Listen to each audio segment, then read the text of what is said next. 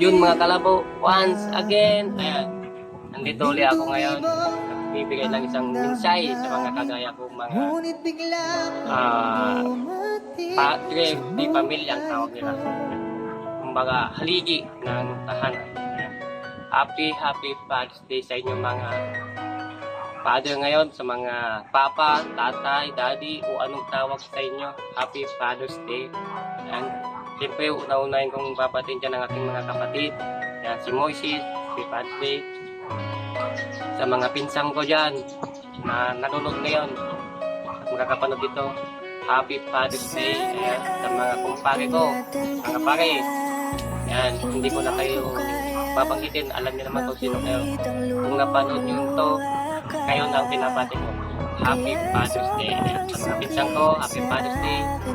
Sa mga followers ko, ayan, Happy Father's Day. Siyempre, sa mga basher ko dyan, Happy Father's Day.